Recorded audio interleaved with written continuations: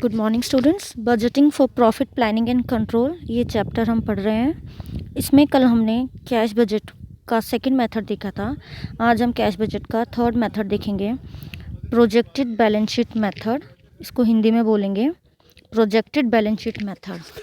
Cash budget में हमने पिछले जो दो मेथड्स देखे थे उसमें से एक तो था एडजस्टेड पीएनएल मेथड, और कल जो हमने देखा था वो था आपका रिसिप्ट एंड पेमेंट मेथड। आज हम देखेंगे प्रोजेक्टेड बैलेंस शीट मेथड, यानी जिस तरीके से हमने ट्रांजैक्शंस जो एडिशनल इन्फॉर्मेशन गिवन होती है क्वेश्चन में उनको कंसिडर करते हुए हमने जिस तरीके से पीएनएल अकाउंट बनाया था, estimated adjusted PNL account method के थ्रू हमने कैश उसके बैलेंस पे हम पहुंचे थे, उसी तरीके से हम एडिशनल इन्फॉर्मेशन को यहाँ पे कंसिडर करते हुए बैलेंस शीट बनाएंगे। और जो बैलेंसिंग फिगर आएगा, अगर एसेट साइड ज़्यादा है आपकी लाइबिलिटी साइड कम है तो आपके जो उल्टा मैंने बोल दिया, अगर आपकी लाइबिलिटी साइड ज़्यादा है एसेट साइड कम है तो जो बैलेंसिंग फिगर है वो आपका cash account cash at bank या कैश आ जाएगा। और इसका ऑपोजिट अगर होता है यानी एसेट साइड ज़्यादा और लाइबिलिटी साइड कम तो आपका बैंक ओडी आ जाएगा। तो आपको क्वेश्चन गिवन होगा, क्वेश्चन में आपको इन्फॉर्मेशंस गिवन होंगी related to your balance sheet items, जैसे कि share capital, fixed assets, current liabilities. तो उन चीज़ों को कंसिडर करते हुए आपको क्वेश्चन में जो बैलेंस शीट दे रखी होगी उनको ध्यान में रखते हुए आप एक प्रोजेक्टेड बैलेंस शीट यानी प्रक्षेपित चिट्ठा बनाएंगे। बिल्कुल सिंपल है, मैं आपको बताती हूँ किस तरीके से। पहले कैश बजट के बारे में कैश बजट में प्रोजेक्टेड बैलेंस शीट मेथड के बारे में मैं आपको बताती हूँ। तो देखिए आप क्या करेंगे, लाभ हानि खाते का ही ये एक विस्तार है। जैसे हम पीएनएल बनाते हैं वैसे हम बैलेंस शीट बनाएंगे। प्रक्षेपित चिट्ठे में नगद शेष के अतिरिक्त सभी संपत्तियों एवं दायित्वों की प्रक्षेपित राशियाँ लिख दी जाती, जो कि आपको क्वेश्चन में गिवन है, यानी आपको कैलकुलेट नहीं करना है कुछ भी। क्वेश्चन में आपको जो भी पॉइंट गिवन है आप बैलेंस शीट बना के वो उसमें नोट करते जाएंगे। और क्योंकि बैलेंस शीट आप लोगों को बनानी आती है तो आपको इसको प्रिपेयर करने में ज़्यादा प्रॉब्लम नहीं आएगी। बजटेड लाभ भी जो है वो लाभ हानि खाते से लिख दिया जाता है।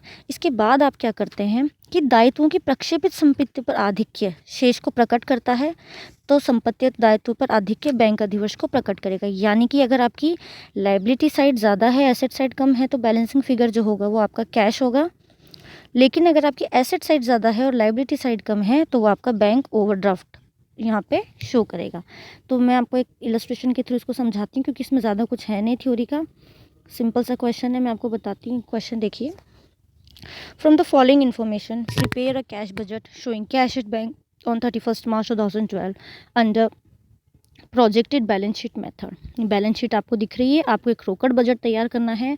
यहाँ पे आपको नाम दे रखा है किस मेथड से, प्रक्षेपित चिट्ठा विधि से आपको इसको तैयार करना है। बैलेंस शीट दे रखी है आपको, जिसमें आपके पास है share capital, reserve and surplus, debentures, creditors, fixed assets, stock, debtors, cash at bank. ये बैलेंस शीट एक बार आप देख लीजिए।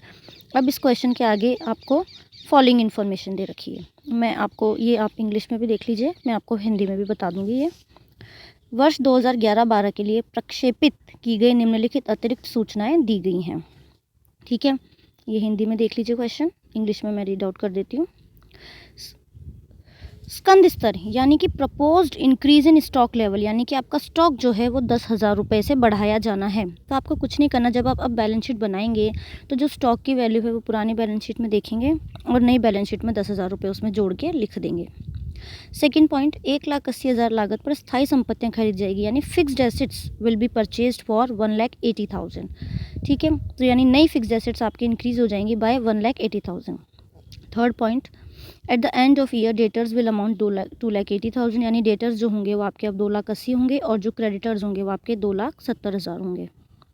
फोर्थ पॉइंट, शेयर कैपिटल जो है वो आपकी 40,000 रुपीज़ आपने इशू करे एट अ प्रीमियम ऑफ 10% तो आपको मिल गया, यानी टोटल आपको शेयर कैपिटल का 44,000 मिला है, जिसमें से 40,000 का 10% यानी 4,000 जो है आपका सिक्योरिटीज़ प्रीमियम का है और 4,000 जो है आपका शेयर कैपिटल का है। Fifth point, payment of advance tax will be 1,20,000, यानी कि जो आपने अग्रिम भुगतान कर दिया है कर का वो 1,20,000 है। Sixth point, estimated profit after charging 1,30,000 for depreciation, यानी कि डेप्रिसिएशन है आपका 1,30,000 जो कि आपको फिक्स्ड एसेट्स में से लेस करना होता है। और 50% जो प्रॉफिट है वो आपके प्रोविज़न फॉर टैक्स का है, जो कि है 2,30,000, यानी कि आपको जो टैक्स देना है अगले साल उसके लिए आपने अलग से 2,30,000 का प्रोविज़न बना के रख लिया। तो ये प्रोविजंस जो होते हैं आपके लाभ को कम करते हैं, क्योंकि आप अपने लाभ में से इस हिस्से को अलग निकाल के रख देते हैं इस खर्चे के लिए, इस एक्सपेंस के लिए। या next point, 7th point, dividend 8% will be paid on initial share capital, यानी कि प्रपोज्ड डिविडेंड कितना है यहाँ पे 8%, यानी आपको आपकी जो कैपिटल है उस पर 8% आपको डिविडेंड देना है।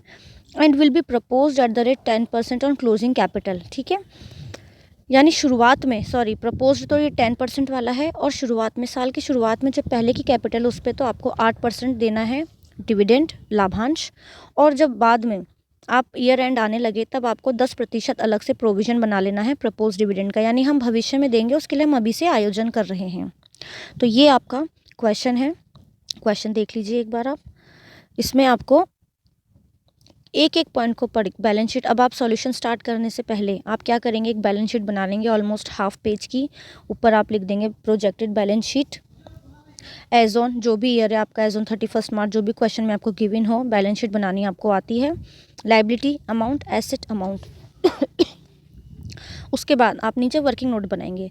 वर्किंग नोट में आपको मैक्सिमम पॉइंट्स लिख कर आने हैं। मैं आपको हर वीडियो में बोलती हूँ कि आप जितने वर्किंग नोट्स बनाएंगे आपको मार्क्स उतने ही अच्छे मिलेंगे एग्जाम में। और जब आप खुद घर पे इसको सॉल्व करें बैठ के, तभी से आप ये हैबिट डेवलप कर लें। नहीं तो बाद में एग्ज़ाम में आप सोचे एग्ज़ाम में हम अटेम्प्ट कर लेंगे वर्किंग नोट लिखना, लेकिन तब ऐसा नहीं हो पाता, क्योंकि आपकी जो आदत है प्रैक्टिस की, जैसे आप घर पर सॉल्व करते हैं वैसे आप जल्दबाजी में एग्ज़ाम टाइम में भी सॉल्व करेंगे। तो देखिए इसका सोल्यूशन देखते हैं। सबसे पहले हमें बैलेंस शीट बनाएंगे। ये देखिए projected balance sheet as on 31 March 2012, liabilities amount, asset and amount. अब हम पुरानी बैलेंस शीट देखते जाएंगे और नई बैलेंस शीट बनाते जाएंगे। तो पुरानी बैलेंस शीट हमें बोल रही कि हमारे पास शेयर कैपिटल थी 4 लाख की। अब हमने शेयर कैपिटल लिख दिया। शेयर कैपिटल से रिलेटेड हमारे पास एक इन्फॉर्मेशन थी एडिशनल इन्फॉर्मेशन में, कि शेयर कैपिटल जो है 40,000 और 10% प्रीमियम के साथ बढ़ गई है। तो पहले हमारी शेयर कैपिटल थी 4 लाख की, ठीक है। तो हम 4 लाख में 40,000 तो कैपिटल के और 10% यानी 4,000 रुपये हम प्रीमियम के यहाँ पे हम शो कर देंगे। तो ये देखिए शेयर कैपिटल के 4,40,000, 4 तो पहले की थी, 40 हमारी इंक्रीज़ हो गई है, और 4,000 सिक्योरिटीज़ प्रीमियम के नाम के हैं जो वो हमने अलग से यहाँ पे शो कर दिए हैं। तो ये हमारी शेयर कैपिटल कंप्लीट हो गई। अब मैं आपको एक बार वापस क्वेश्चन की तरफ लेके चलती हूँ। एक बार आप ये बैलेंस शीट देख लीजिए। शेयर कैपिटल हमारी 4 लाख की थी पुरानी। ये देखिए पहले हम लाइबिलिटी साइड कंप्लीट करते हैं, जो कि हमने ले ली 4 लाख की थी। अब उसमें हमने इंक्रीज़ करते हुए 40,000 जोड़ दिया और 10% सिक्योरिटीज़ प्रीमियम का हमने अलग से ऐड कर दिया। अब आप रिजर्व एंड सरप्लस का अमाउंट देख लीजिए, 3,30,000। रिजर्व एंड सरप्लस से रिलेटेड हमें अभी कोई इन्फॉर्मेशन गिवन नहीं है, लेकिन रिजर्व एंड सरप्लस जो होता है वो हमारा प्रॉफिट का पार्ट होता है। तो ये अभी हम लिख के एज इट इज़ छोड़ देंगे, क्योंकि इस साल हमें जो प्रॉफिट होने वाला है वो भी हमें इसके अंदर ऐड करना है। तो रिजर्व एंड सरप्लस लिख के हम छोड़ देंगे, इसका अमाउंट हम बाद में लिखेंगे, यानी हम इसको इनर कॉलम में भी लिख सकते हैं। उसके बाद है डिबेंचर्स 3,20,000 के, इससे रिलेटेड हमें कोई इन्फॉर्मेशन गिवन नहीं है, तो ये हम एज इट इज़ ले लेंगे हमारी प्रोजेक्टेड बैलेंस शीट में। क्रेडिटर्स के लिए बोला है 3,50,000।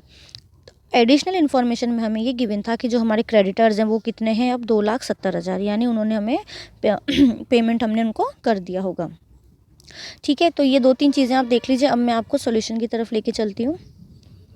ये देखिए अब यहाँ पे डिबेंचर में क्योंकि कोई बदलाव नहीं है, तो डिबेंचर हमने 3,20,000 ऐसे के ऐसे लिख दिया। क्रेडिटर्स के लिए बोला था 2,70,000 हमने लिख दिया। ये आपकी एडिशनल इन्फॉर्मेशन में है गिवन क्वेश्चन। अब रिजर्व एंड सरप्लस देखिए, यहाँ पे 3,30,000 था, अभी हमें नहीं पता हमें कितना प्रॉफिट होने वाला है वर्ष के अंत में, तो हम इसको 3,30,000 लिख के छोड़ देंगे। तो ये हमारी क्वेश्चन की जो बैलेंस शीट है उसके अकॉर्डिंग हमारी लाइबिलिटी साइड तो कंप्लीट होती है। तो हम लाइबिलिटी साइड को यहाँ पे एज इट इज़ छोड़ देते हैं। अब हम चलते हैं एसेट्स की तरफ। ये देखिए यहाँ पे एसेट से रिलेटेड क्या इन्फॉर्मेशन लिखी है आपके पास। स्कंद स्तर में 10,000 की वृद्धि प्रस्तावित है, यानी आपका जो स्टॉक है वो आप बढ़ा देंगे। उसके बाद है 1,80,000 की संपत्तियाँ खरीदी जाएंगी, यानी हम फिक्स्ड एसेट्स खरीद लेंगे 1,80,000 के, तो हम इनको जोड़ देंगे। वर्ष में देनदार जो डेटर्स हैं वो 2,80,000 के हैं और क्रेडिटर्स हैं जो 2,70,000 के हैं, तो 2,70,000 हमने लिख दिए। ये लाइबिलिटी साइड का पार्ट है तो हमने ये लिख दिए।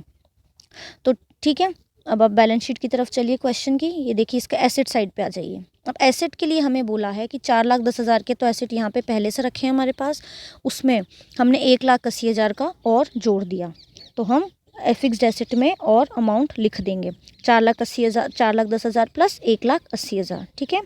स्टॉक के लिए बोला था कि 10,000 से बढ़ गया तो बैलेंस शीट में, प्रोजेक्टेड बैलेंस शीट में हम अमाउंट स्टॉक का जो लिखेंगे वो बढ़ा के लिखेंगे 10,000, यानी कि 3,20,000। डेटर्स के लिए हमसे बोला था कि ये अब कितने के हो गए हैं, 2,80,000 के, तो यहाँ पे जो डेटर्स लिखेंगे हम कितने के लिखेंगे, तो 3,50,000 की जगह हम लिखेंगे 2,80,000। कैश एट बैंक 3,30 तो पहले का था। अब देखते हैं हमारा कैश कितना बढ़ा कितना कम हुआ।